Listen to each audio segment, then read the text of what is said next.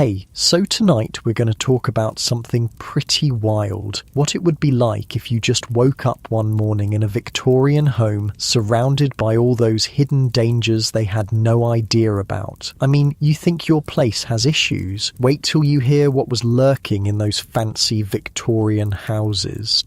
Oh, and if you're enjoying these stories, I'd really appreciate a like or subscribe. Super curious where you're all listening from, so drop a comment with your location and what time it is there. Always blows my mind how people are falling asleep to this all over the world.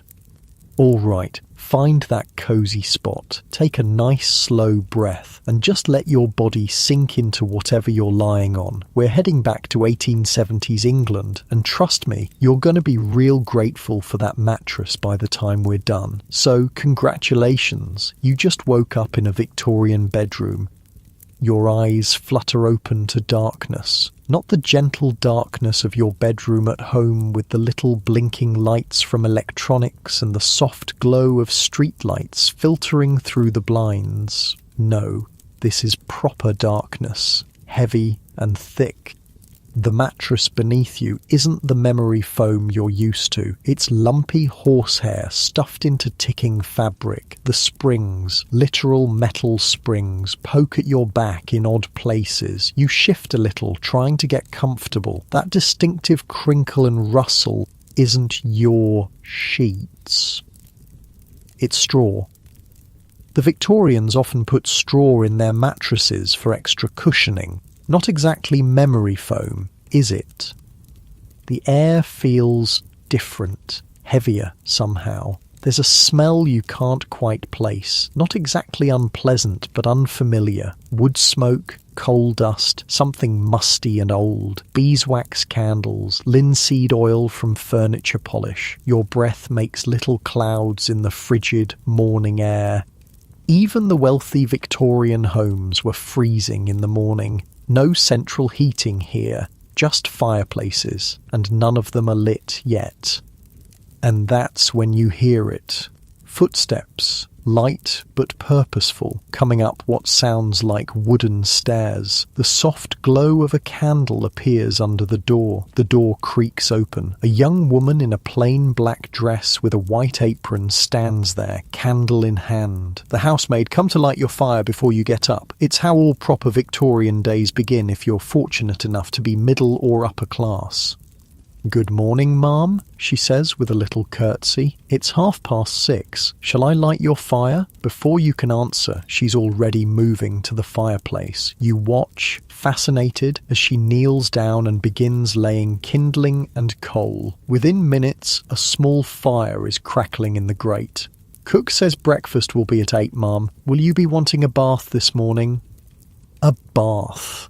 Now that sounds nice, until you remember that Victorian bathing involved servants hauling buckets of hot water up flights of stairs, pouring them into a metal tub that's been placed in front of the fire, and then standing around while you wash. Not exactly the private experience you're used to. "No thank you," you manage to say. "Just some water for washing, please." The maid nods and leaves, returning moments later with a porcelain pitcher and basin. She pours the steaming water into the bowl, places it on the washstand, and then lays out a towel. "Will there be anything else, ma'am?" "No, thank you. That's all." She curtsies again and withdraws, closing the door softly behind her. You throw back the heavy wool blankets and quilts and swing your legs over the side of the bed. The floor is bare wood, cold as ice beneath your feet. No wall-to-wall carpeting here, just scattered rugs that do little to ward off the chill. You make your way to the washstand and peer into the mirror above it. The glass is wavy, giving your reflection a slightly distorted look. You splash some water on your face and reach for what you assume is soap, a hard yellow bar that smells strongly of lye. The fire has taken the edge off the cold, but the room is still chilly. You look around for your clothes and spot them laid out on a chair. Petticoats, corset, dress, way more layers than you're used to. Getting dressed is going to be a project, but first, you need to use the bathroom. You look around. No ensuite here. just a chamber pot tucked discreetly under the bed. Welcome to Victorian hygiene. You decide to hold it and get dressed first. Maybe there's a proper toilet somewhere in this house. The Victorians did have flush toilets by the 1870s, though they were still something of a novelty. Dressing is a challenge. The corset alone is a puzzle, and you can't possibly lace it properly on your own. You manage to get it on loosely, along with the petticoats, and then struggle into the dress. It's not properly fastened, but it'll have to do for now. You open the bedroom door and step out into a hallway. The walls are covered in richly patterned wallpaper, deep green with gold accents. It's absolutely stunning, with an almost luminous quality to the green. Too bad it's probably full of arsenic. Yeah, that's right, that gorgeous green wallpaper. In Victorian times, they used arsenic to create that vibrant shade of green. Sheely's green, they called it, or Paris green. And it was everywhere. Wallpaper, curtains, clothing, even children's toys. The Victorians were absolutely obsessed with this particular shade, not realising they were essentially surrounding themselves with poison.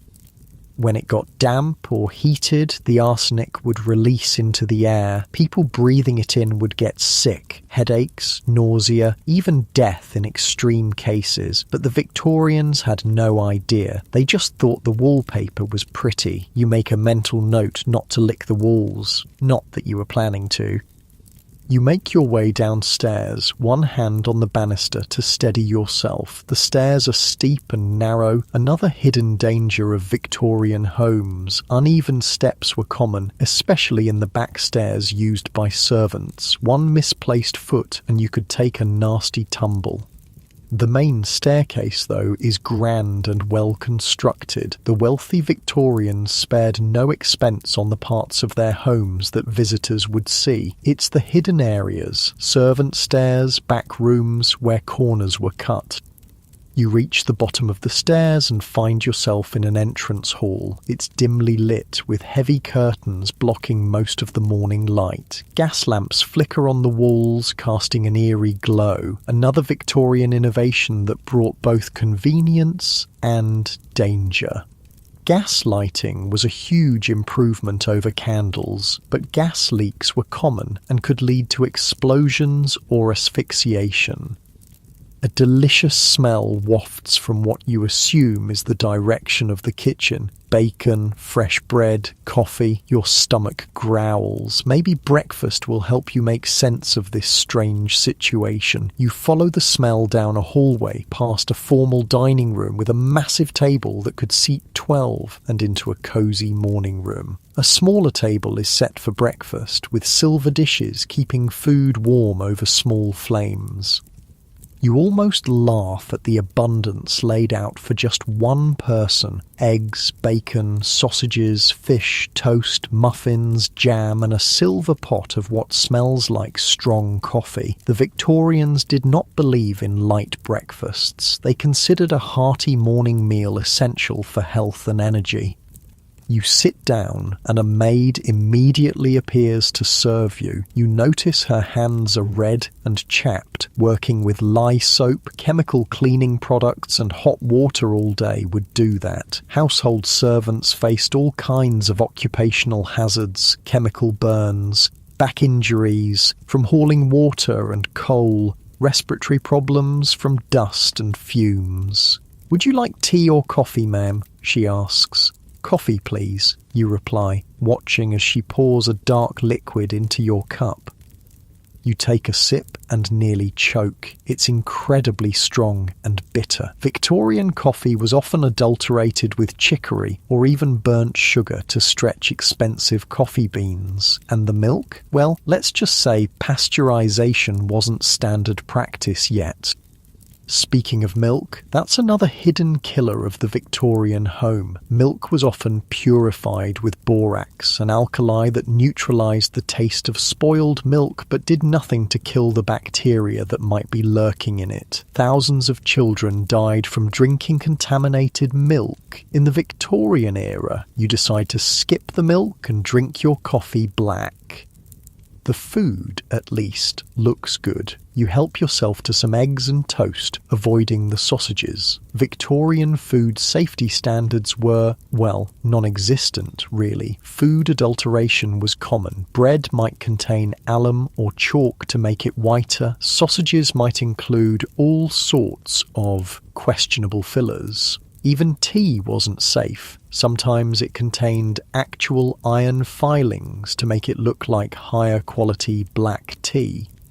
As you eat, you gaze around the morning room. It's beautifully decorated with floral wallpaper, thankfully not green, comfortable furniture and knickknacks everywhere. The Victorians loved their stuff. Every surface is covered with photographs, small sculptures, vases, books and decorative boxes.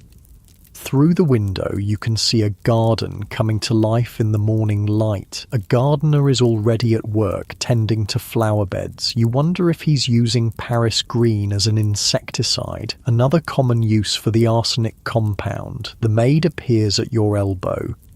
"Will you be receiving visitors this afternoon, ma'am? There are already 2 calling cards that have been delivered."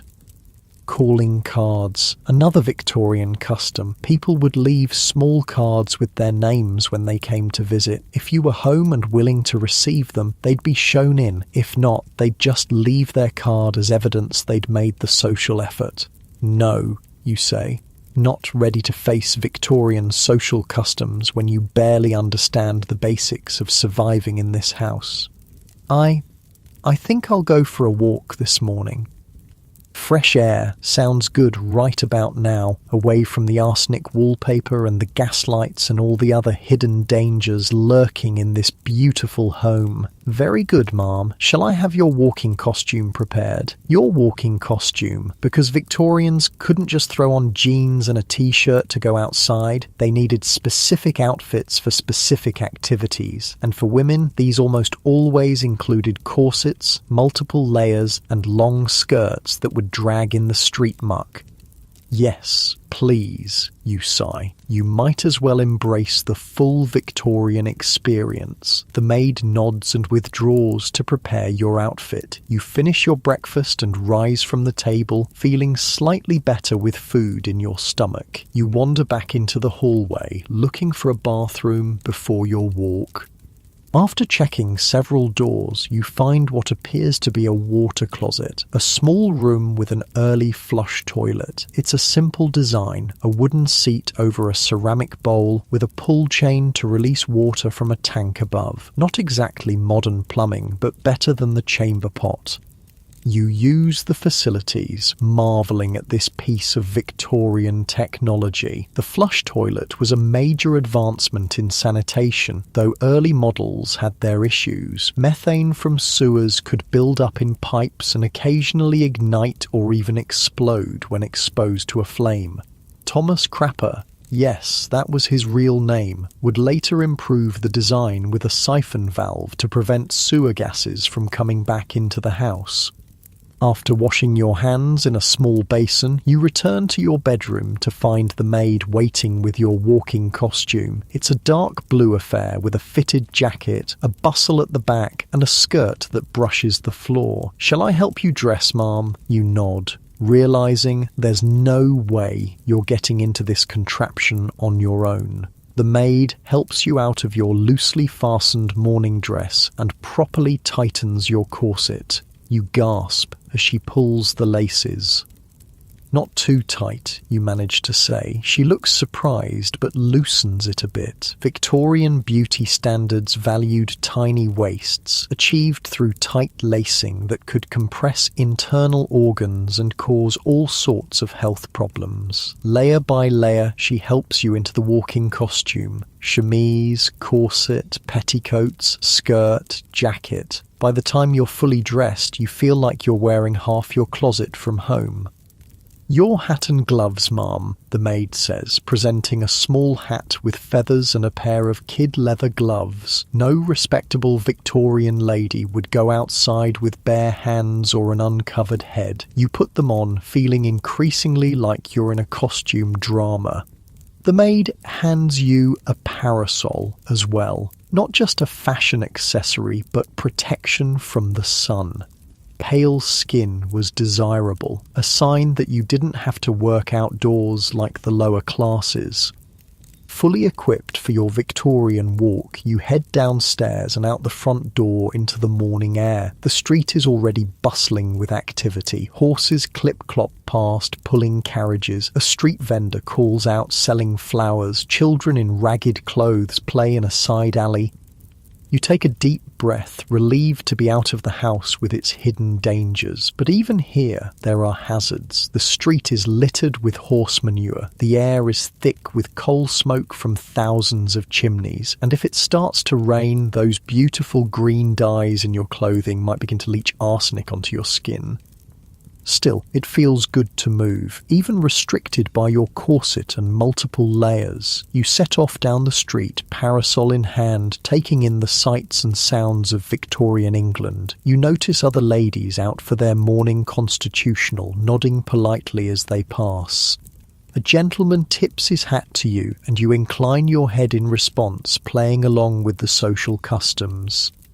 As you walk, your mind drifts back to all the hidden dangers you've already encountered in just a few hours in a Victorian home. The arsenic wallpaper, the gas lighting, the potentially contaminated food and milk, the steep, uneven stairs. It's a wonder anyone survived. And yet, millions did. The Victorians were resilient, adapting to their world just as we adapt to ours. They didn't know about the dangers lurking in their beautiful homes, just as we might be unaware of hazards in our own modern environments that future generations will find shocking. You realise how lucky you are to live in an age of building codes, food safety regulations and consumer protection laws. All those boring bureaucratic rules that we take for granted actually keep us safe from the kinds of dangers that Victorians faced every day. Your muscles are starting to feel a bit tight from the corset, and you decide to head back to the house. You've had enough Victorian adventure for one morning. You turn around, watching your step carefully on the uneven cobblestones. Your heavy skirts swish around your ankles as you walk, and you find yourself settling into a rhythm, becoming more comfortable in this strange attire. The grand house comes back into view, its facade impressive with tall windows and ornate detailing. Despite knowing about the hidden killers within, you can't help but admire its beauty. The Victorians certainly knew how to build things to last. As you approach the front steps, you notice something you missed earlier. The boot scraper by the door, an essential tool in an era of muddy, manure-filled streets. You carefully clean your boots before entering, one small concession to Victorian propriety. The house feels warmer now that the day has progressed. Fires burn in several rooms, taking the chill from the air. You make your way to what appears to be a drawing room and sink into a plush armchair, grateful to be off your feet. A soft sigh escapes as you settle deeper into the chair. Your muscles gradually relax, the stiffness from the corset becoming less noticeable as you find a comfortable position. The room is quiet, except for the gentle ticking of a clock on the mantelpiece and the occasional crackle from the fireplace. Your breathing naturally slows, finding a peaceful rhythm while you gaze around the elegantly appointed room with its heavy drapes and ornate furniture. The warmth of the drawing room makes your eyelids heavy, but a soft knock at the door interrupts your moment of peace. The maid enters with a silver tray. "Your mail, ma'am," she says, placing several envelopes and a newspaper on the small table beside you. "And cook would like to know your preferences for dinner this evening." You blink, trying to imagine what a proper Victorian dinner might include. "Whatever cook recommends will be fine," you reply, taking the safe option. The maid nods and withdraws, leaving you with your correspondence. You pick up the newspaper first, the Times, dated May 1878. So that's when you are. The headlines talk about tensions with Russia, debates in Parliament and various society events. Nothing about time travellers appearing in Victorian homes, thankfully. The envelopes contain invitations to teas, dinner parties, and a charity bazaar. Apparently, your Victorian self is quite the social butterfly. You set them aside, more interested in exploring this house and its hidden dangers. You rise from the chair, feeling the constraint of your corset as you do. The Victorians really did themselves no favours with these torture devices. Restricted breathing, compressed internal organs, deformed ribs, all in the name of a fashionably tiny waist. And that's not even mentioning the damage done by the weight of all these skirts hanging from your compressed waist. No wonder Victorian women were always fainting. And speaking of fashion dangers, many Victorian clothing items were dyed with toxic substances. That vibrant green dress in the wardrobe probably contains arsenic. The beautiful red flowers on that hat, likely coloured with mercury. Even the makeup on the dressing table, lead, belladonna, arsenic again. Beauty was quite literally poisonous in the Victorian era. You wander from the drawing room into what appears to be a library. Floor-to-ceiling bookshelves line the walls, filled with leather-bound volumes. A writing desk sits in one corner, complete with inkwell, blotter, and a stack of writing paper. The room smells of leather, paper, and beeswax. It's peaceful here, removed from the bustle of the household. You trail your fingers along the spines of the books, reading titles on history, natural philosophy, poetry, and novels. A large globe stands in one corner, showing the vast British Empire in pink. Next to it, a glass case contains various curiosities, shells, fossils, a stuffed exotic bird with brilliant plumage. Taxidermy was hugely popular in Victorian homes. They loved bringing nature inside, whether it was pressed flowers, stuffed animals, or cases of pinned butterflies. But the methods used to preserve these specimens often involved arsenic soap or mercuric chloride. Even their decorative items could be deadly. You move to the writing desk and sit down, curious about what your Victorian self might have been working on. A half-finished letter lies on the blotter, written in a flowing hand that's not yours. It mentions garden plans and an upcoming visit from someone named Charlotte. The ink is still in liquid form in a small glass well, iron gall ink probably, the standard writing ink of the time. It contains tannic acid, which can be corrosive enough to eventually eat through paper, not immediately dangerous to you, but worth noting as another everyday item with hazardous properties. A soft chiming from a clock on the mantelpiece tells you it's now noon. The house seems to have come fully alive while you were reading. You can hear movement downstairs, the staff preparing lunch perhaps. You rise and continue your exploration, moving into the hallway and toward the back of the house. The kitchen would be interesting to see, but you're not sure if it would be proper for the lady of the house to intrude on the cook's domain. Victorian homes operated on strict hierarchies, with everyone knowing their place. Instead, you find yourself in a small room that appears to be a kind of office or business room. A desk contains household account books, receipts, and various documents. This is where the practical business of running a Victorian household would take place. You flip through one of the account books, fascinated by the meticulous records. Every penny spent is accounted for. Wages for servants, food purchases, coal deliveries, dress fabrics, charitable donations. Running a Victorian household was essentially like managing a small business. The coal deliveries catch your eye. Victorian homes went through enormous amounts of coal to heat all those fireplaces. The resulting coal dust and smoke were major health hazards, contributing to respiratory diseases and the infamous London fog, actually smog created by coal smoke combining with natural fog. You close the book and notice a cabinet in the corner. Opening it reveals bottles of medicine and household remedies. You pick one up cautiously. Mrs. Winslow's soothing syrup. The label reads, "For children teething." You nearly drop the bottle when you remember what this actually contains: morphine. Victorian medicines were often laced with opiates, cocaine, or alcohol. This soothing syrup was essentially liquid morphine given to babies to stop them crying. It certainly stopped the crying by drugging infants into unconsciousness. Some never woke up. You carefully replace the bottle and check a few others. Laudanum, a tincture of opium, arsenic pills advertised as a complexion improver, something called female pills that promises to cure obstructions and irregularities peculiar to the female form. The Victorian medicine cabinet was a veritable poison cabinet by modern standards, and these were legitimate, commercially sold products, not some back-alley concoctions. It's a wonder anyone survived their treatments.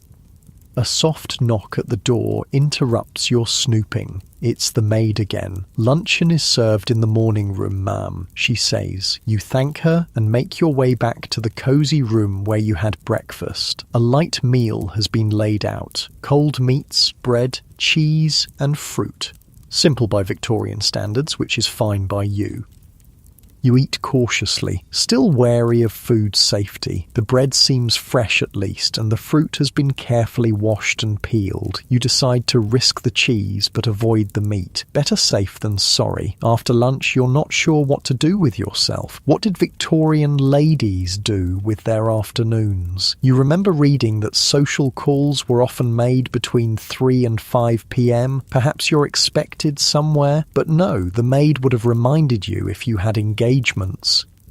You decide to explore upstairs, curious about the rest of the house. The staircase creaks slightly under your weight as you ascend. Victorian construction was generally solid, but not perfect. At least this main staircase is well built, unlike the narrow, steep servant stairs that cause countless accidents.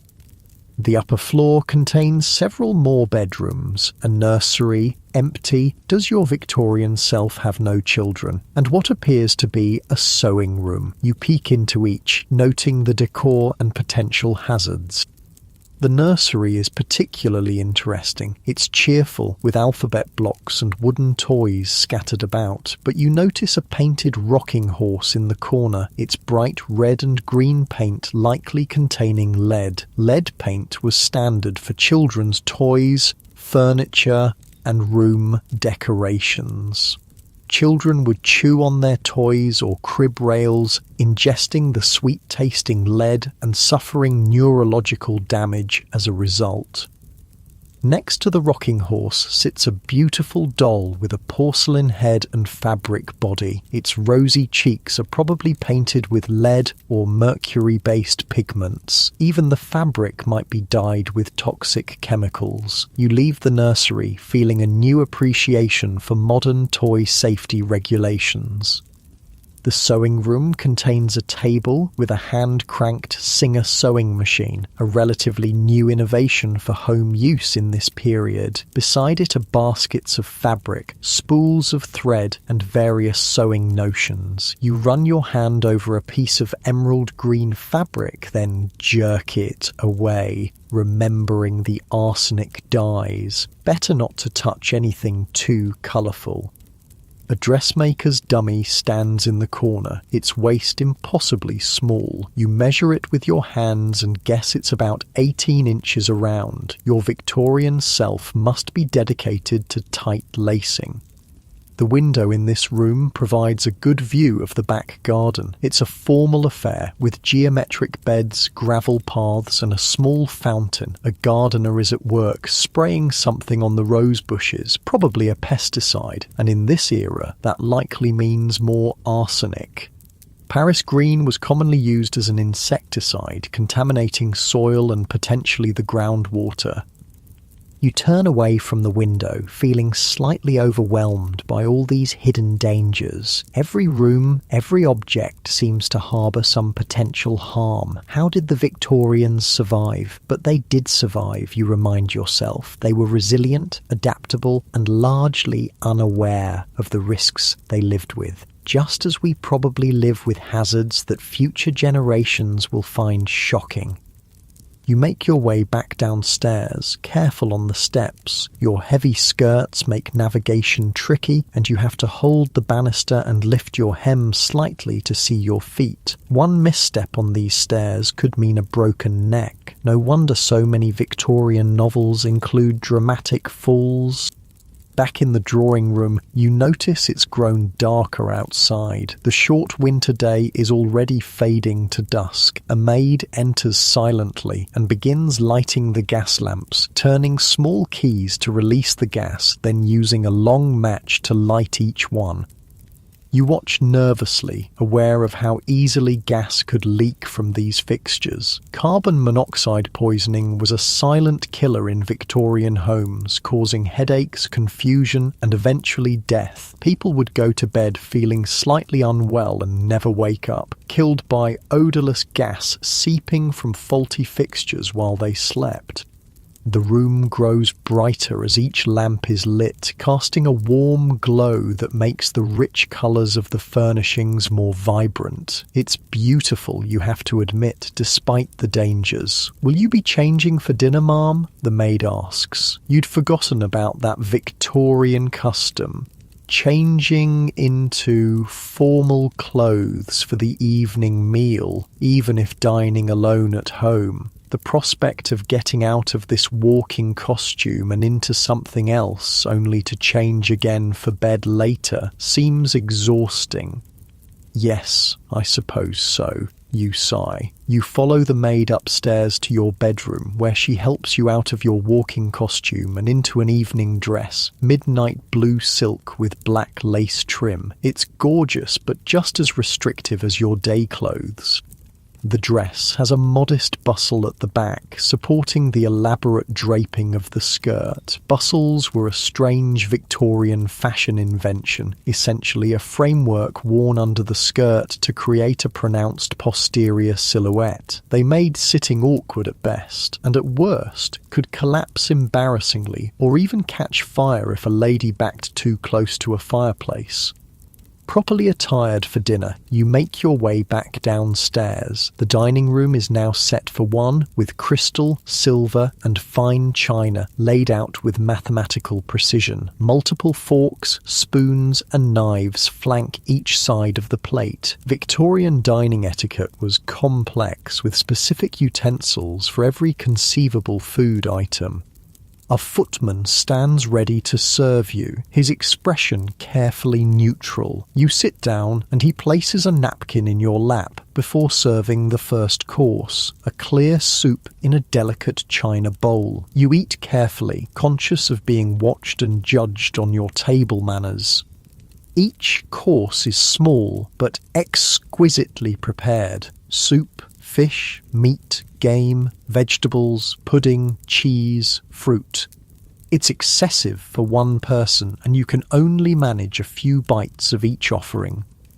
The footman serves you a small glass of sweet wine with dessert. You sip it cautiously, aware that Victorian wine might contain all sorts of additives, lead to sweeten it or other stranger ingredients to improve colour or clarity. By the time the meal concludes, you're exhausted from maintaining proper posture and navigating the complex meal service. Victorian formality is wearing, even when dining alone. "Will you take coffee in the drawing room, ma'am?" the footman asks.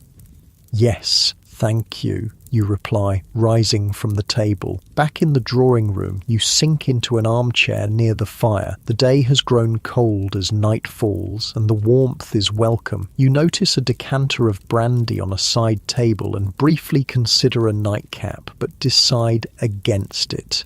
Victorian spirits were often adulterated with all sorts of harmful substances to increase profits. A maid brings coffee on a silver tray, setting it on a table within your reach before withdrawing silently. The coffee is strong and bitter, but the warmth is comforting. You gaze into the fire, contemplating everything you've learned about the hidden dangers of Victorian life.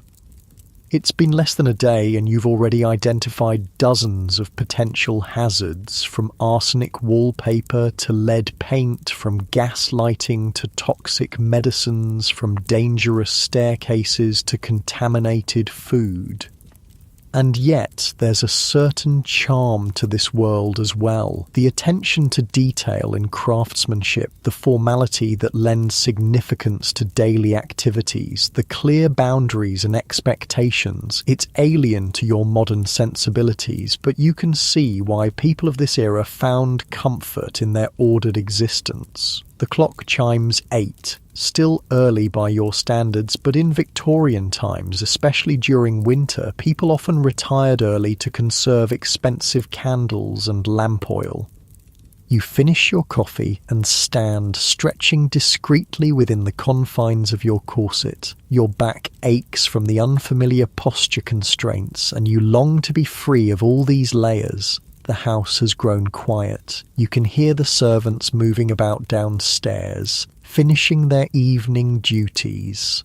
Soon they'll bank the fires for the night and retire to their own quarters, typically located on the top floor or in the basement. You make your way upstairs to your bedroom, holding your skirts carefully to avoid tripping. The gas lamps in the hallway have been turned down to a soft glow, just enough to see by. Your bedroom feels welcoming now, the fire still burning cheerfully in the grate. The maid has turned down the bed, laying out a nightgown on the coverlet.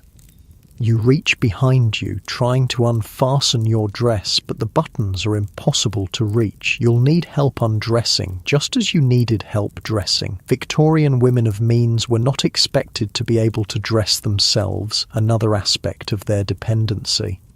You ring the bell, pull beside the bed, and within moments the maid appears. She helps you out of your evening dress, unlaces your corset, blessed relief, and assists you into the nightgown, a long white cotton garment with lace trim and tiny pearl buttons up the front. "Will there be anything else, Mum?" she asks. "No, thank you," you reply. "Good night."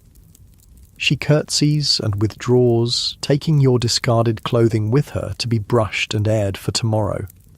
Alone at last, you exhale deeply, feeling your ribs expand fully for the first time all day. The nightgown is surprisingly comfortable, the cotton soft against your skin. After the stiff formality of your day clothes, you climb into the high bed, sinking into the slightly lumpy mattress. The sheets are clean but coarser than you're used to. The pillows are filled with feathers that poke through the fabric occasionally. The fire has burned low, casting a gentle, flickering light across the room. No electric light switch by the bed here. Once the fire dies, you'll be in darkness until morning. You settle deeper into the bed, pulling the heavy quilts up around you. Despite all the hidden dangers you've discovered, you feel strangely at peace. Your body relaxes into the unfamiliar mattress, finding comfort in its firm support. The soft crackling of the dying fire creates a soothing rhythm that matches your slowing breath. Your muscles gradually release the tension from a day of navigating Victorian life, sinking heavier into the bedding as warmth envelops you.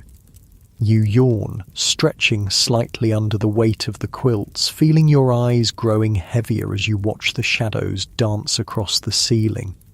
A loud bang from somewhere downstairs jolts you awake. Your heart races as you try to orient yourself. The fire has died down to embers, casting just enough light to remind you where you are, still trapped in this Victorian house with all its hidden dangers. You strain your ears, listening for any other sounds. Was it just a settling house, an intruder, or something more sinister? A gas explosion, perhaps?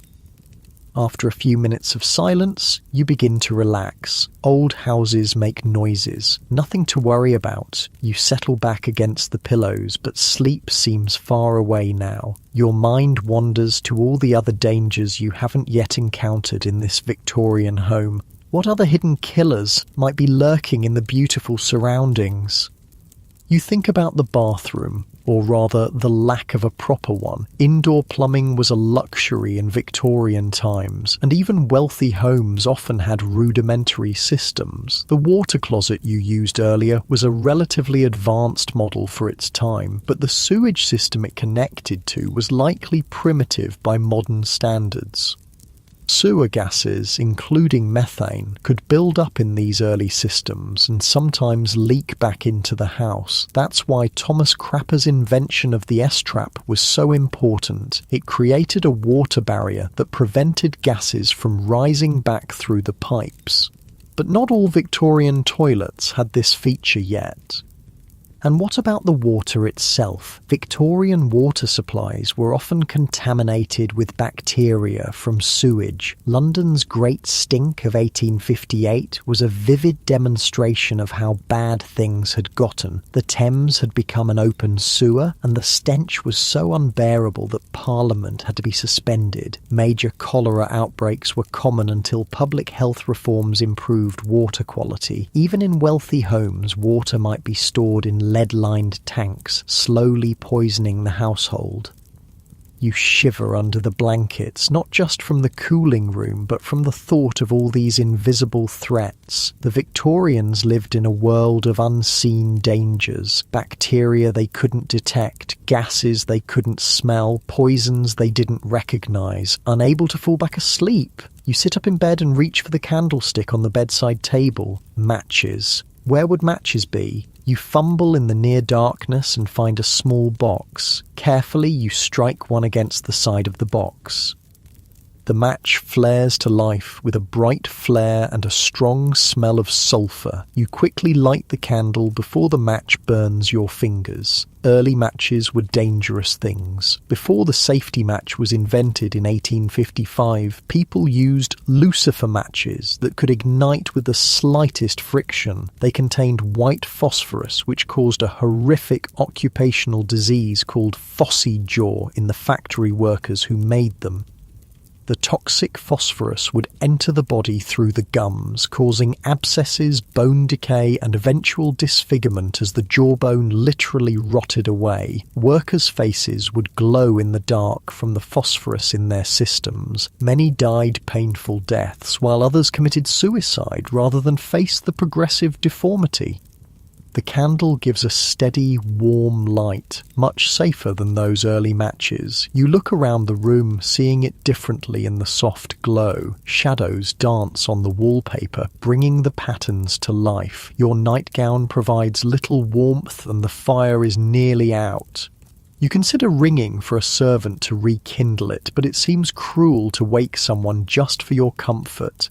Instead, you spot a dressing gown laid across a chair and pull it on over your nightclothes.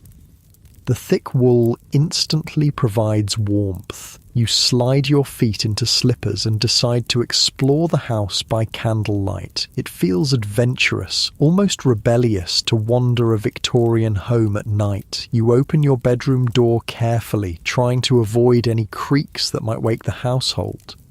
The hallway is dark and silent. You lift your candle higher, watching the shadows retreat from its light. The grand staircase looks different at night, more imposing, almost threatening. You descend slowly, one hand holding the candle, the other clutching the banister. The steps seem steeper in the dim light, and you're acutely aware of how easily you could fall. Household accidents were a leading cause of death in Victorian times, and stairs were particularly dangerous. You reach the bottom safely and pause, considering which way to go. The drawing room holds little interest now. You've already explored it thoroughly. Instead, you turn toward the back of the house, curious about the kitchen and service areas you haven't yet seen.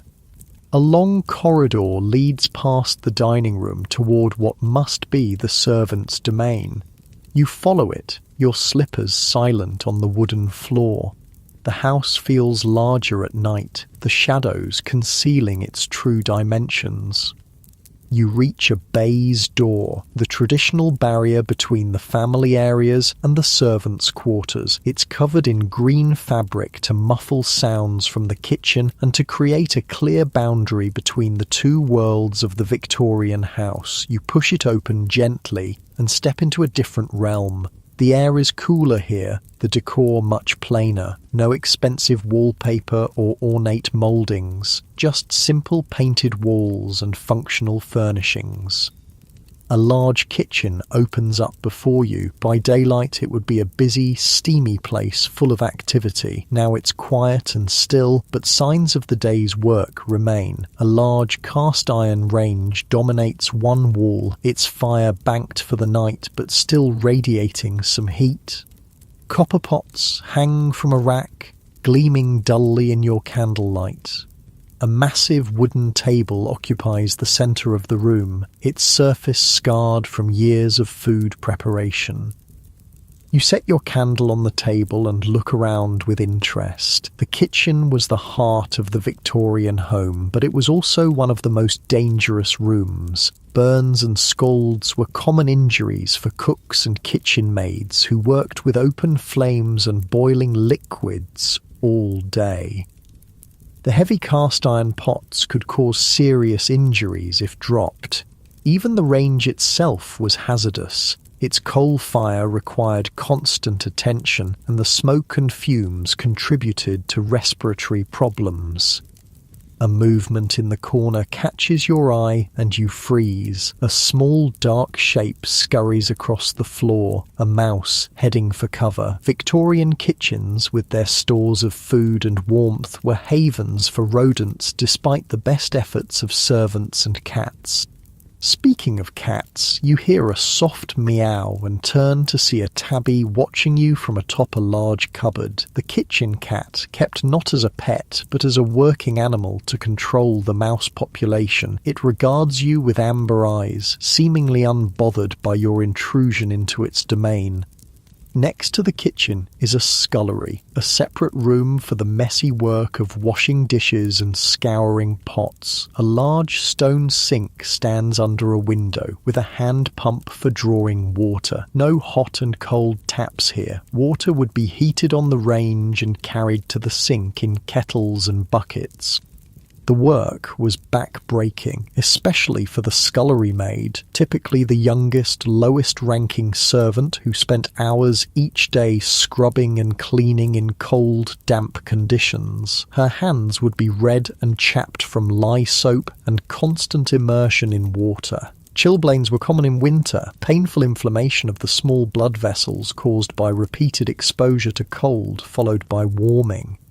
You leave the scullery and continue exploring. A door leads to a small pantry, its shelves lined with foodstuffs, flour, sugar, dried beans, and preserves in glass jars. You lift your candle to examine the labels, curious about Victorian food storage. One jar contains pickled vegetables, a common preservation method before refrigeration, but the metal lid gives you pause. It's likely sealed with lead solder, which could leach into the food and cause chronic lead poisoning. The symptoms, fatigue, irritability, abdominal pain, would often go unrecognized or be attributed to other causes. Another shelf holds bottles of sauce and condiments, including the popular Worcestershire sauce. The original recipe contained anchovies fermented in brine, creating the distinctive savoury flavour that Victorians loved. But without modern refrigeration and preservatives, these condiments could harbour dangerous bacteria, especially once opened. You back out of the pantry, suddenly less interested in Victorian cuisine. Your candle is burning low, and you should return upstairs before you're discovered wandering where the lady of the house has no business being. As you turn to leave, another door catches your attention, probably leading to the cellar. Victorian cellars were multi-purpose spaces used for storing coal, wine, and preserved foods. They were often damp, poorly ventilated, and breeding grounds for mould and fungi. Some of these molds could be toxic, especially black mold that thrived in damp conditions. The Victorians wouldn't have understood the connection between mold exposure and respiratory problems, headaches, or fatigue. They might attribute such symptoms to bad air or miasmas, rather than identifying the specific cause. You decide against exploring the cellar. It would be dark, possibly locked, and venturing down steep stone steps by candlelight seems unnecessarily risky. Instead, you make your way back through the kitchen toward the bay's door. As you pass the range, you notice a collection of flat irons on a shelf nearby. These solid metal implements would be heated on the range and then used to press clothing and linens. Before electric irons, this was how wrinkles were removed, with heavy, scorching hot pieces of metal that required skill and caution to use without burning oneself or the fabric. Laundry work was another hazardous occupation in Victorian times. The washerwomen or laundry maids would use caustic soaps, boiling water, and dangerous equipment like mangles, devices with heavy rollers that pressed water from wet clothes but could crush fingers if used carelessly. The chemicals used in laundering were harsh: lye for making soap, oxalic acid for removing stains, and various bleaching agents. Prolonged exposure could cause skin damage, respiratory problems, and even chemical burns. You push through the bay's door, returning to the more familiar territory of the main house. The contrast between the plain, functional servants' areas and the ornate family spaces is striking, a physical manifestation of the rigid class divisions of Victorian society. The clock in the hallway shows it's just past midnight, the witching hour. You smile at the thought. The Victorians were certainly superstitious enough to believe in such things. Spiritualism was wildly popular, with seances and spirit communications a fashionable pastime among the upper classes. Even Queen Victoria herself had consulted mediums after Prince Albert's death. You make your way back to the grand staircase and begin to climb, your candle casting strange, elongated shadows on the walls. The house creaks and settles around you, the sounds more noticeable in the night's silence. Halfway up, you pause to catch your breath. The dressing gown is warm but heavy, and the Victorian diet and lifestyle weren't exactly conducive to cardiovascular fitness. Tight corsets, restricted breathing, rich foods taxed the digestive system, and ladies were discouraged from anything resembling vigorous exercise. Victorian medicine had little understanding of how lifestyle affected health. Doctors might prescribe rest cures, tonics, or strange devices like electric belts that supposedly stimulated the internal organs with mild electrical currents. Needless to say, these treatments did little to address the underlying causes of poor health. You continue up the stairs, moving carefully in the flickering light. The grand staircase was designed to impress visitors, not to be navigated by candlelight. The ornate banister helps steady you as you climb. At the top, you turn toward your bedroom, ready to return to the questionable comfort of the Victorian bed. But a sound stops you, a soft whimpering from another room. Curious, you follow the noise down the hallway. It leads you to the nursery you explored earlier. The door is ajar and you push it open slowly, lifting your candle to see inside. A small figure sits up in a child's bed, tears glistening on round cheeks. A little girl of perhaps 5 or 6 years, with long dark hair in a simple nightgown. She looks up as you enter, eyes widening at the sight of you. "Mama?" she says hesitantly. So, your Victorian self has a child, after all. You hadn't seen her during the day. Perhaps she was visiting relatives or at lessons with a governess. "I had a bad dream," she says, her voice small in the dark room. You move to her bedside, setting the candle on a table. "It's all right," you say softly, sitting on the edge of the bed. "It was just a dream." She looks at you with complete trust, accepting your presence and comfort without question. You smooth her hair back from her forehead, noting how warm she feels. Slightly too warm, perhaps? Fever was always a concern in Victorian times, when common childhood illnesses could quickly turn deadly. "Would you like me to stay until you fall asleep again?" you ask. She nods, lying back against her pillows. You tuck the blankets around her, noting that despite the apparent wealth of the household, the child's bed is fairly simple, an iron bedstead with a thin mattress. Victorian child-rearing philosophy emphasized simplicity and discipline, even for the wealthy. No soft, cozy beds or excessive toys that might spoil the child. You sit quietly, watching as her eyelids grow heavy. The candle flickers, casting gentle shadows across the room. The rocking horse stands sentinel in the corner, its painted eyes seeming to watch you in the dim light. The child's breathing deepens as she drifts back to sleep. You remain a few minutes longer, studying her face. She looks peaceful now, untroubled by bad dreams or thoughts of the many dangers surrounding her in this beautiful, treacherous Victorian home.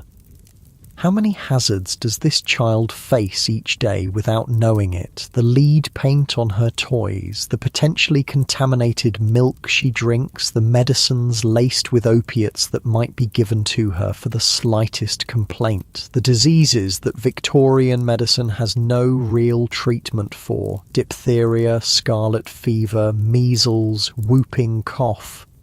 Child mortality was heartbreakingly high in Victorian times. Even in wealthy families like this one, children died from diseases and accidents that would be preventable today. Parents lived with the constant fear of losing their little ones, which perhaps explains some of the emotional distance that seems strange to modern sensibilities.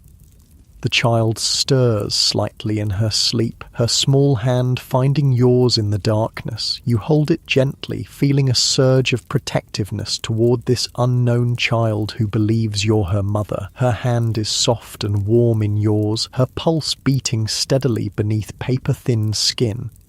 You sit there for a long time, just holding her hand and listening to her breathe. The candle burns lower, its light growing dimmer. Your own eyelids feel heavy, your body settling into a comfortable stillness as you watch over the sleeping child. Your breathing naturally slows to match hers, deep and rhythmic in the quiet room. The tension in your shoulders melts away as you find a more comfortable position on the edge of the bed, still holding that tiny hand in yours. A gentle hand on your shoulder wakes you. You open your eyes, momentarily confused. You're still sitting on the edge of the child's bed, but your candle has burned out. A different light source illuminates the room, a lamp held by a woman in a simple dark dress. "Ma'am," she whispers, "you fell asleep in the nursery?" It takes you a moment to place her, the night nurse, responsible for the children during the night hours. In wealthy Victorian households, childcare was often delegated to a hierarchy of servants, nannies, nursery maids, and night nurses. Miss Charlotte had a bad dream, you explain softly, carefully extracting your hand from the sleeping child's grasp. The nurse nods, setting her lamp down. "She often does, ma'am. I'll stay with her now." You rise stiffly from the bed, your back aching from the awkward position. The nurse watches you with a carefully neutral expression, but you can sense her curiosity. It was unusual for a Victorian mother of your apparent social standing to personally comfort a child at night. That was what servants were for. You make your way back to your own bedroom, navigating the dark hallway by memory and the faint glow of moonlight through occasional windows. Your candle is long gone, and you have no matches to light another. The house is utterly silent now, the only sound your soft footsteps on the carpet runner. You reach your bedroom and slip inside, grateful to find the embers in the fireplace still providing a faint red glow to see by. The bed looks inviting after your uncomfortable doze in the nursery. You shed the heavy dressing gown and climb under the covers, sinking into the mattress with a sigh of relief. As you lie there, waiting for sleep to reclaim you, your mind drifts back to the child. Charlotte. What kind of life would she have in this beautiful, dangerous Victorian world? What expectations and limitations would shape her future? For a girl of her apparent social class, education would be limited and focused on accomplishments rather than intellectual development. Music, drawing, perhaps French or Italian, needlework, skills designed to make her an attractive marriage prospect, not to develop her mind or prepare her for independence. Her world would grow increasingly constrained as she matured. The relative freedom of childhood would give way to the rigid expectations of Victorian girlhood and womanhood. Her body would be disciplined with corsets and restrictive clothing. Her behaviour would be policed according to strict social codes. And her health would face numerous threats beyond the everyday dangers of the Victorian home. Puberty would bring the additional hazard of childbearing in an era before antibiotics or safe caesarean sections. Maternal mortality was high, even among the wealthy. Women died from hemorrhage, infection, and eclampsia, conditions that are treatable today but were often fatal in Victorian times. You turn onto your side, pulling the blankets higher against the chill. The fire has almost died now, leaving the room in near darkness. Your thoughts continue to circle, unable to settle. Even if Charlotte survived to adulthood and the potential dangers of childbirth, she would face other health risks unique to Victorian women. The fashionable tight lacing of corsets could cause internal organ damage and breathing difficulties. The heavy skirts dragging on polluted streets would bring filth into the home. The restrictive clothing would discourage exercise and contribute to poor overall health. And then there were the psychological constraints. Victorian women of the middle and upper classes were confined to a separate sphere, the domestic realm. They were considered morally superior but intellectually inferior to men, too delicate for education or professional ambitions, yet somehow strong enough for the demands of running a household and bearing numerous children.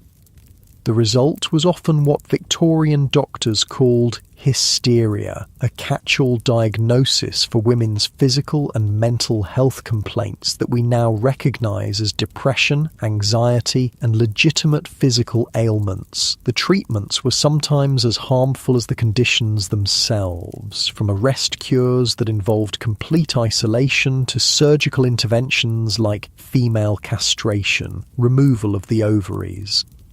You shiver, not entirely from the cold. The past was indeed a foreign country, with different values, different knowledge, and different dangers. For all the aesthetic appeal of Victorian design and the romanticised vision of Victorian family life, the reality was far harsher than most modern people realise. Your thoughts are interrupted by a strange smell, something acrid and chemical. You sit up, suddenly alert. Fire was a constant danger in Victorian homes, with their open flames, gas lighting, and lack of fire safety standards. You sniff again, trying to identify the odour. It's not quite smoke, but something equally concerning. Could it be gas? A leaking gas pipe would fill a room with odourless, deadly carbon monoxide. But the gas itself often had additives that gave it a distinctive smell.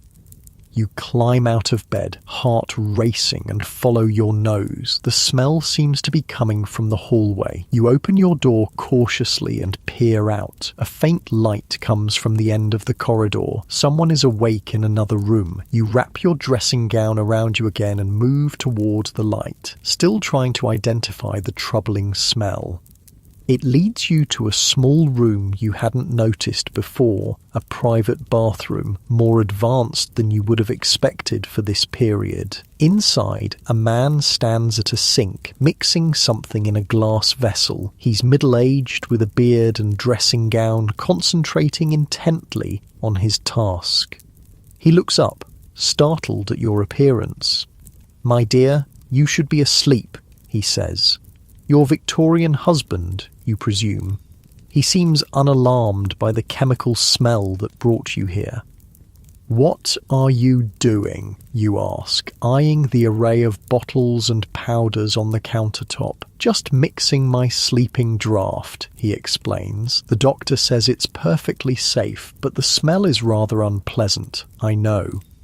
You step closer, examining the ingredients with growing concern. You recognize laudanum, a tincture of opium, and what appears to be chloral hydrate, an early sedative. Both were commonly prescribed by Victorian doctors for insomnia, anxiety, and a host of other complaints, real or imagined.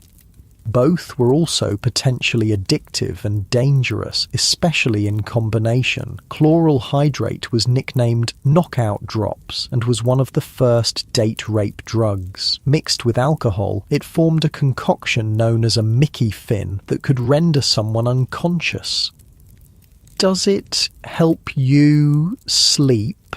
you ask cautiously. He nods, stirring the mixture with a glass rod. "Most effectively, though it does leave one rather groggy in the morning. The price we pay for modern medicine, I suppose." Modern medicine, indeed. You watch as he measures out a dose with a small glass dropper, adds it to a tumbler of water, and drinks it down with a grimace. "Vile stuff," he comments, "but better than lying awake until dawn. You should return to bed, my dear. No sense in both of us suffering from insomnia." You nod, backing out of the bathroom. He follows, turning down the gas lamp and closing the door behind him. The smell lingers in the hallway, but it's already dissipating. "Good night," he says formally, giving you a slight bow before heading toward what you assume is his bedroom. Separate bedrooms were common among the Victorian upper classes, another difference from modern domestic arrangements.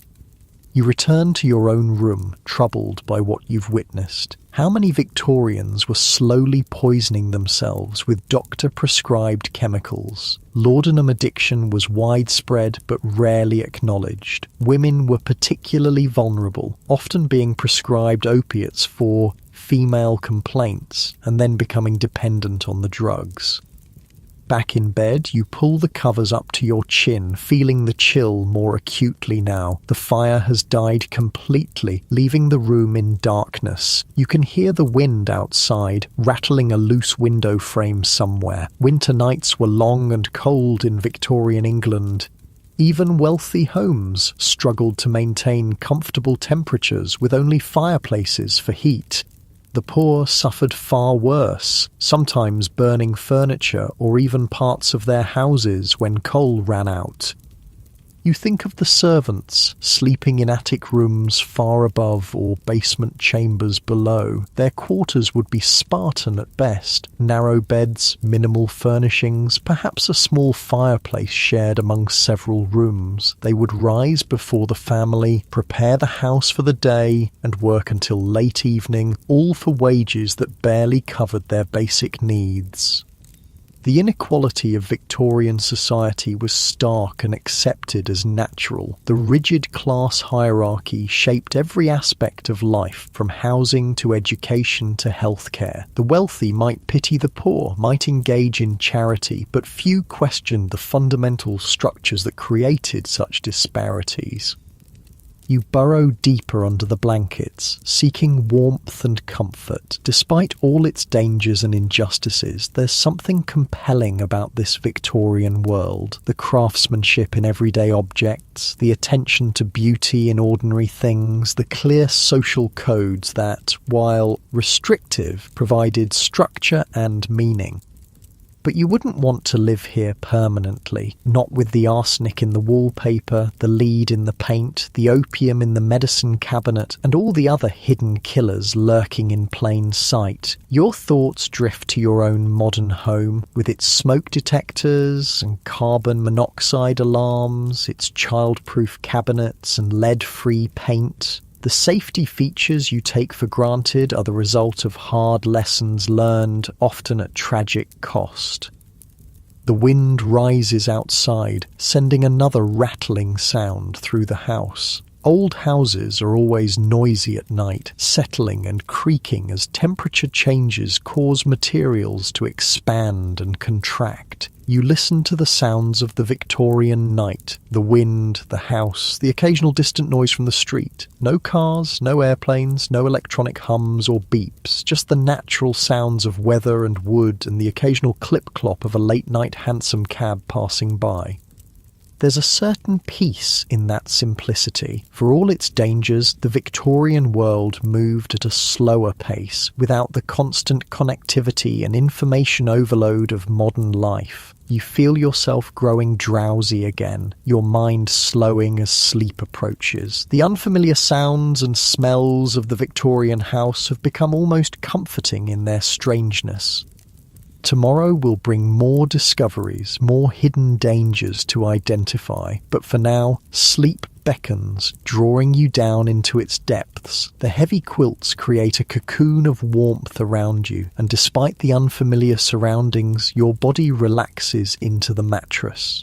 Your last conscious thought is of Charlotte, sleeping peacefully in her nursery under the watchful eye of the night nurse. What will her future hold in this beautiful, dangerous Victorian world? Then sleep claims you, carrying you away from these questions into dreams of gas lamps and horse-drawn carriages, of corsets and calling cards, of a world both familiar and utterly foreign. The night deepens around the sleeping house. Gas lamps burn low in the streets outside, casting pools of yellowish light on the cobblestones. A police constable makes his rounds, checking door locks and keeping watch for troublemakers or signs of fire, the twin fears of Victorian urban dwellers. Inside, the household sleeps, the family in their separate bedrooms, the servants in their attic quarters. The kitchen cat prowls for mice, its eyes gleaming in the darkness. The fires have all died down to embers or gone out entirely, allowing the winter chill to creep back into the rooms.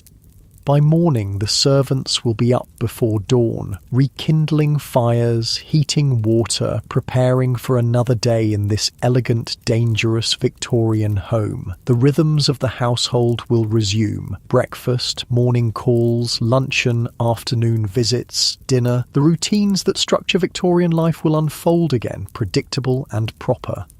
But for now, all is still and silent. The hidden killers sleep too, waiting patiently in the wallpaper, the medicine cabinet, the gas fixtures, and 100 other places throughout the house. Dangers the Victorians never suspected, living alongside them day after day.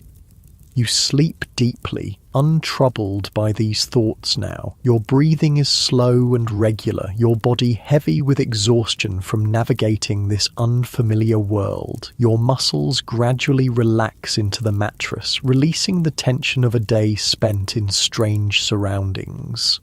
The weight of the quilts provides a comforting pressure that makes you sink deeper into the bed. A gentle sigh escapes your lips as you shift slightly, finding that perfect position where your body can fully surrender to rest.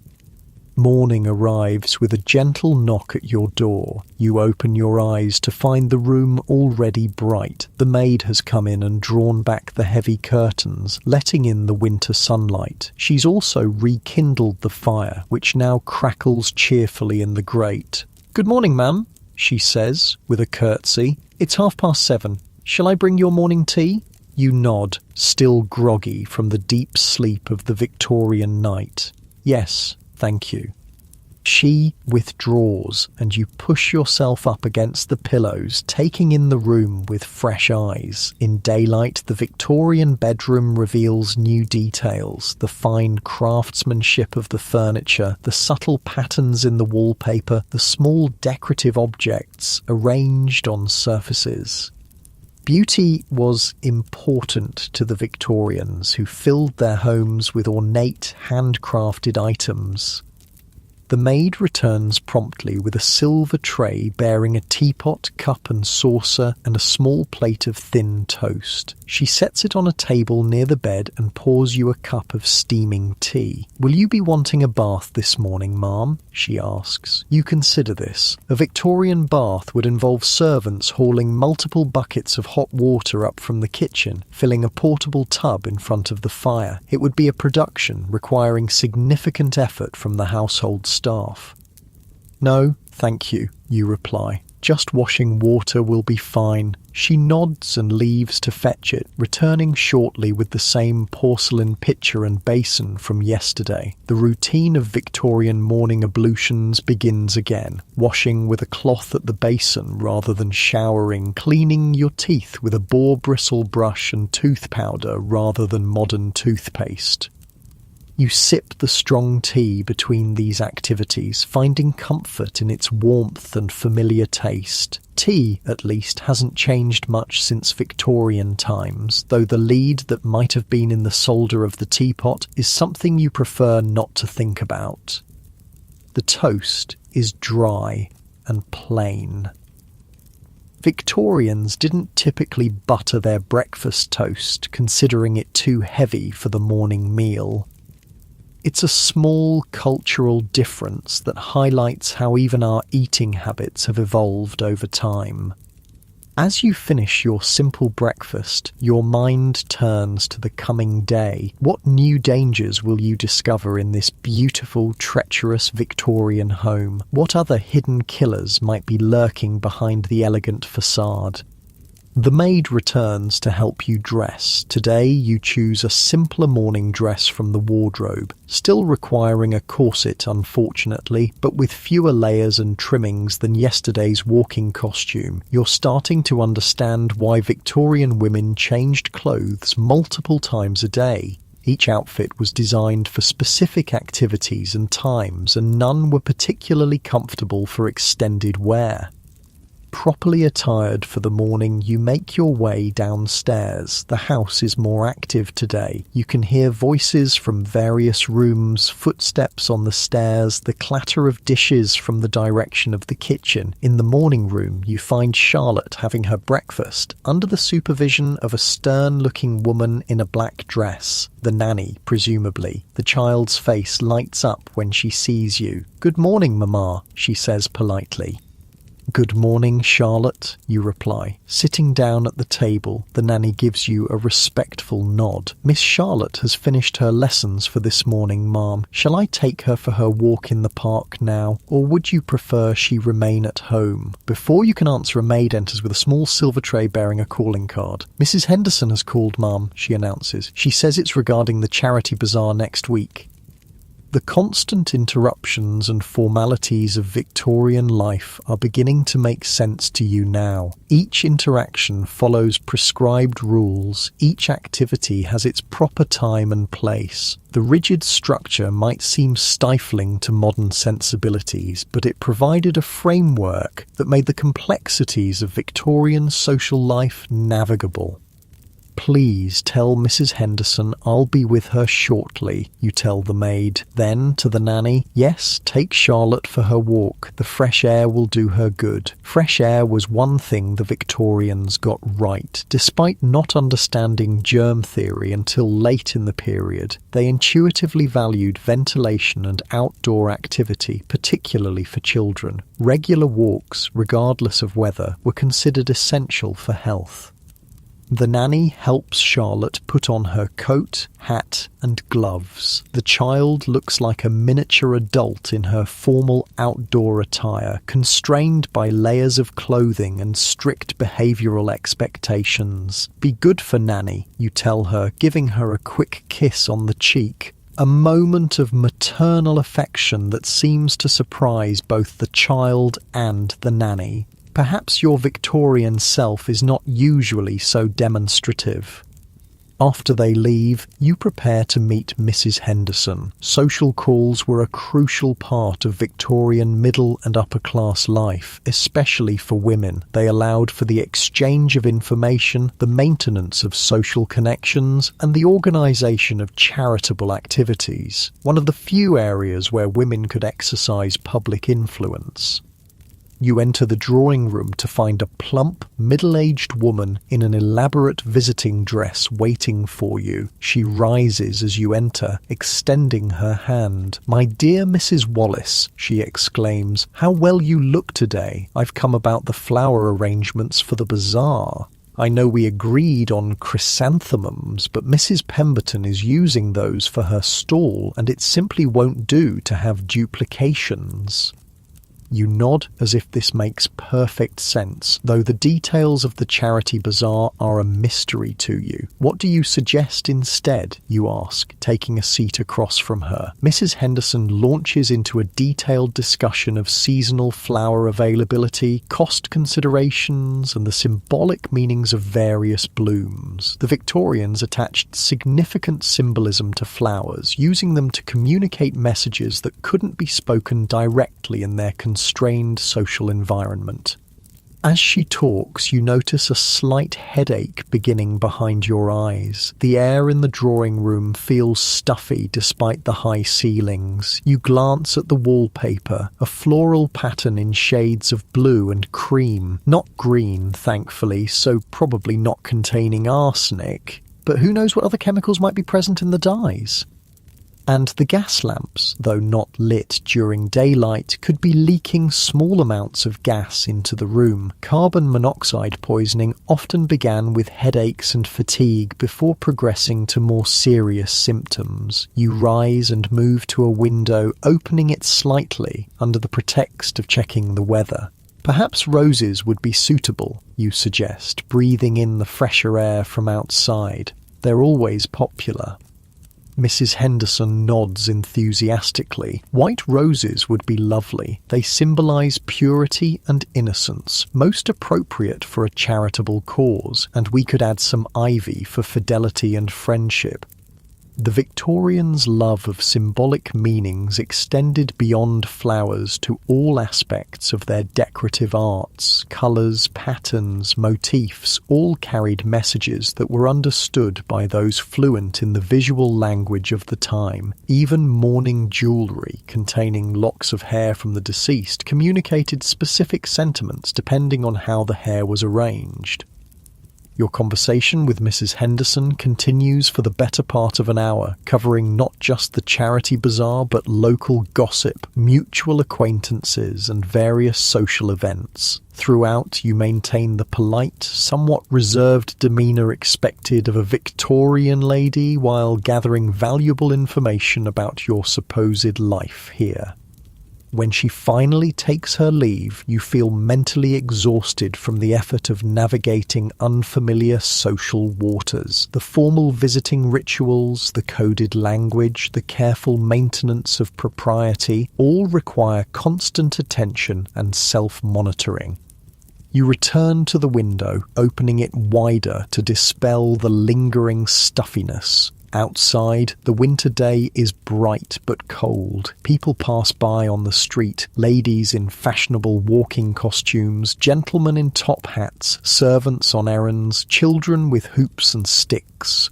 Horse-drawn carriages and carts create a steady background noise of wheels and hoofbeats on cobblestones. The Victorian city was a sensory assault, noisy, smelly, visually chaotic. Without modern zoning laws, residential areas often intermingled with commercial and even industrial zones. A fine house like this one might stand next to a shop or workshop, sharing walls with businesses that produced noise, odours and pollutants.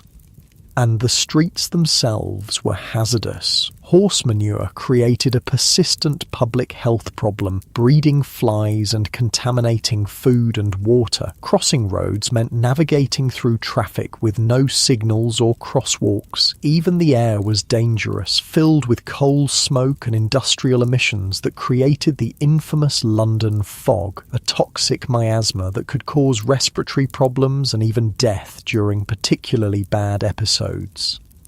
You close the window, having had enough fresh air for the moment, and decide to explore more of the house. There must be areas you haven't seen yet, perhaps a library or study where you might learn more about your Victorian life. You find what you're looking for down a short corridor, a handsome room lined with bookshelves and dominated by a large desk. This must be your husband's study, the masculine equivalent of your feminine drawing room. Victorian homes often had this gender division of space, with certain rooms considered primarily male or female domains.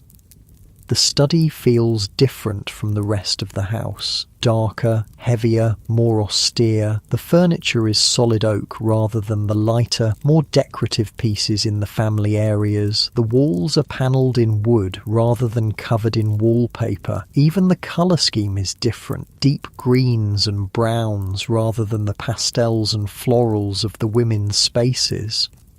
You browse the bookshelves, noting titles on law, history, natural philosophy, and classical literature. Your Victorian husband appears to be well-educated and intellectual. No fiction or poetry here. Those lighter forms of literature would be considered more appropriate for the female members of the household.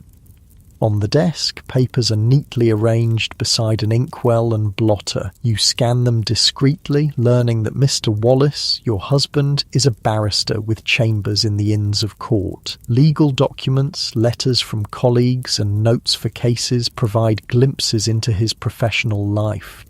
A photograph in a silver frame catches your eye, a formal portrait of a family group. You recognise yourself in Victorian dress, seated beside the bearded man you encountered last night. Behind you stand two young men in their late teens or early 20s, and Charlotte sits on a small chair at your feet. Your Victorian family captured in the stiff, solemn style of early photography.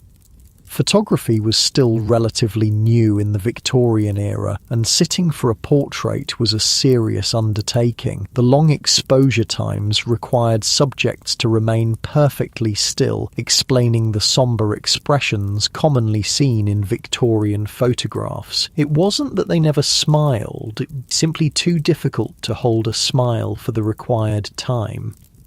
You replace the photograph carefully and continue exploring the study. A globe stands in one corner, the British Empire marked in pink across vast swathes of the world map. A display case contains geological specimens, crystals, fossils, unusual rocks. The Victorians had a passion for collecting and categorising the natural world, part of their broader interest in scientific classification and understanding.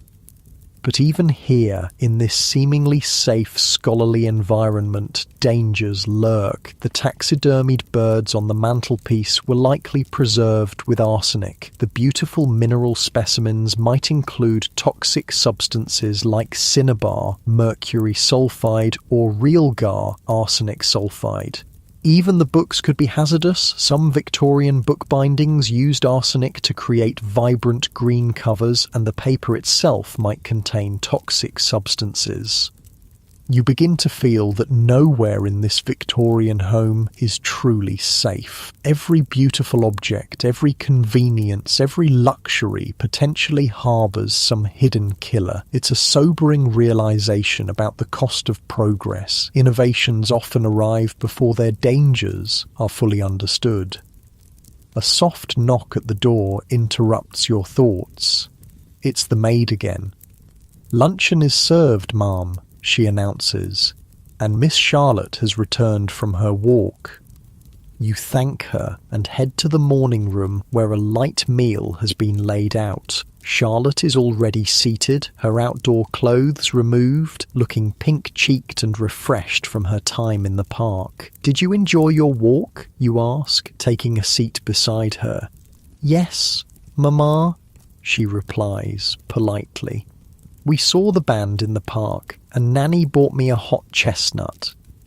Street vendors selling hot chestnuts were a common sight in Victorian winters, providing welcome warmth for both hands and stomach on cold days. It was one of the small pleasures available even to the less affluent classes, a momentary respite from the harsh realities of Victorian urban life. Lunch is a simple affair by Victorian standards. Cold meats, bread, cheese, and fruit. Charlotte eats daintily, clearly well trained in proper table manners. Victorian children of the middle and upper classes were expected to behave like miniature adults, particularly at meal times. As you eat, you study Charlotte more carefully. She appears healthy and well cared for, if somewhat subdued by modern standards. Victorian child-rearing emphasized obedience, restraint, and proper behavior rather than emotional expression or individuality. "What lessons did you have this morning?" you ask, genuinely curious about Victorian education for girls. "Scripture and French, Mama," she replies, "and I practiced my scales on the pianoforte." A typical education for a girl of her class, focused on moral instruction, basic academic subjects, and the accomplishments that would make her an attractive marriage prospect in the future. The goal was not to develop her intellect or prepare her for independence, but to mould her into a proper Victorian lady who would make a suitable wife and mother. After lunch, you spend a quiet hour with Charlotte in the drawing room. She shows you her needlework, a sampler she's stitching with the alphabet, and a moral verse. Her small fingers work the needle competently, though you notice she squints slightly at the fine stitches. Victorian children often developed vision problems from detailed handwork in poor lighting. Eyeglasses existed but were not always provided promptly, and the stigma attached to wearing them sometimes prevented their use, particularly for girls whose appearance was considered so important to their future prospects.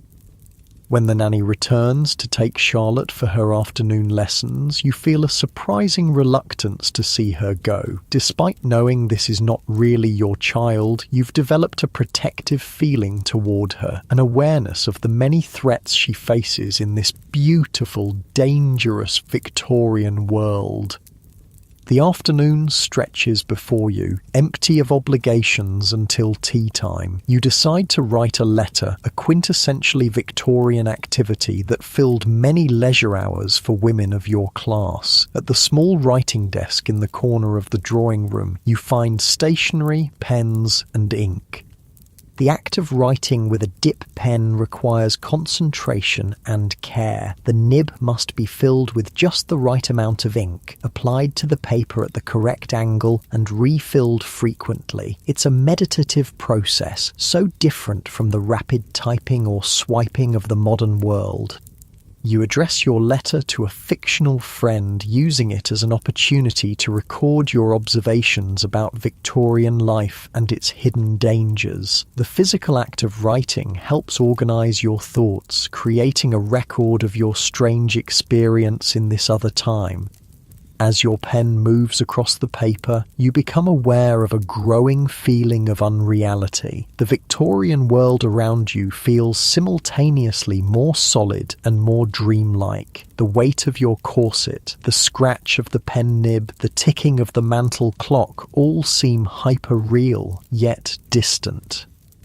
You finish your letter and set it aside to dry. The winter afternoon is already fading to dusk outside the windows. Soon it will be time for tea, then dinner, then another night in this fascinating, frightening Victorian home. But as you rise from the writing desk, a wave of dizziness washes over you. You steady yourself against the furniture, blinking rapidly as the room seems to shimmer around you. Is it coal gas from the lamps, lead from the pipes in your drinking water, arsenic from the wallpaper, or something else entirely? The drawing room blurs and shifts. You close your eyes against the disorientation, and when you open them again, you're no longer standing. You're lying down in darkness, but not in the Victorian bedroom with its lumpy horsehair mattress. This bed feels different, softer, more yielding. Memory floods back. Your own bed, your own room. The 21st century, the Victorian experience was just a vivid dream, a journey through time that existed only in your mind. You lie still, adjusting to this realization. Around you, the familiar shapes of your modern bedroom gradually become visible in the dim light. No gas lamps here, no arsenic wallpaper, no dangerous staircase waiting to trip you in the darkness. Instead, your home contains smoke detectors, carbon monoxide alarms, circuit breakers, child-proof locks, lead-free paint, and countless other safety features that you normally take for granted. Innovations developed over decades, often in response to tragedies caused by the very dangers you experienced in your Victorian dream. You reach out and touch your bedside lamp, clicking it on. Electric light, clean, safe, and available at the touch of a button. No servants required to light it. No risk of fire or gas leaks. No toxic chemicals involved in its operation. The contrast between your modern safety and Victorian peril is striking. We've come so far in protecting ourselves from the hidden killers that once lurked in every home. But your dream has given you a new appreciation for the Victorians themselves. They weren't fools or deliberately reckless. They simply didn't know what we now know. They embraced new technologies and products that improved their lives, unaware of the dangers these innovations sometimes introduced. And they were remarkably resilient, adapting to a world full of hazards we would find intolerable today. Their daily lives required a level of vigilance, physical labour, and acceptance of risk that modern people rarely encounter. You settle back against your pillows, feeling a new gratitude for the safety of your modern home. Your bed cradles you comfortably, free from lumps and poking springs. Your room is warm without the need for a fire that might die during the night. Your water is clean. Your food is safe. Your medicines are tested and regulated. These comforts and protections didn't happen by accident. They resulted from scientific advances, public health campaigns, consumer protection laws, and countless small improvements over the decades since Victorian times. Progress that often came at a cost. The illnesses, injuries, and deaths that eventually revealed the hidden killers and led to safer alternatives. Your eyelids grow heavy as you contemplate this evolution of safety. The comfortable weight of your blankets presses you gently into the mattress. Your modern bedroom, with all its technological conveniences, wraps around you like a protective cocoon. You yawn, feeling sleep approaching again. But this time, there's no anxiety about what dangers might lurk in the darkness. No worry about gas leaks or arsenic dust or structural hazards. Just the peaceful certainty of modern safety standards and building codes. Your breathing slows, becoming deeper and more regular. Your muscles relax one by one, releasing the last tensions of the day. First, your feet and legs grow heavy, then your hips and torso sink deeper into the mattress. Your shoulders drop, your neck relaxes, and your head settles perfectly into the pillow. The quiet hum of your home's heating system creates a soothing white noise in the background, so different from the irregular creaks and ticks of a Victorian house at night. Your breathing falls into rhythm with this gentle sound, slow and steady. Your mind drifts, no longer filled with thoughts of hidden killers and Victorian dangers. Instead, peaceful images float through your consciousness. Charlotte's smile, the warmth of the drawing room fire, the beauty of the ornate Victorian furnishings without their dangerous components. Your eyelids flutter and then remain closed, too heavy to lift. Sleep beckons, drawing you down into its depths, but unlike in your Victorian dream, there's no anxiety here, no need to remain vigilant against unseen threats. You can surrender completely to rest, protected by the invisible shield of modern safety standards. As you drift deeper towards sleep, you carry with you a new appreciation for both the beautiful craftsmanship of the Victorian era and the safety innovations that followed it, the best of both worlds, the aesthetic richness of the past and the health protections of the present. Your breathing becomes even slower and deeper. Your body feels wonderfully heavy, sinking into the mattress as if becoming one with it. All remaining tension melts away, leaving only peaceful relaxation. Your mind grows quieter, thoughts becoming fewer and more distant. The border between wakefulness and sleep grows blurry, indistinct. You hover in that delicious in-between state where reality softens and dreams begin to form at the edges of consciousness. And then you cross over, sliding gently into sleep. No Victorian dangers follow you there, only the peaceful knowledge that when you wake, you'll be in your safe modern home, protected from the hidden killers that once lurked in even the most beautiful Victorian houses.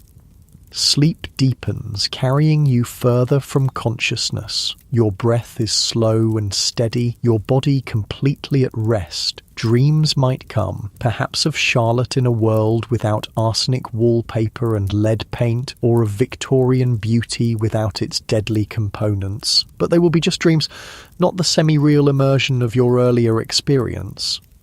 And in the morning, you'll wake refreshed with a new perspective on both historical dangers and modern safety, the knowledge of how far we've come and how much we owe to those who identified the hidden killers and worked to eliminate them from our homes.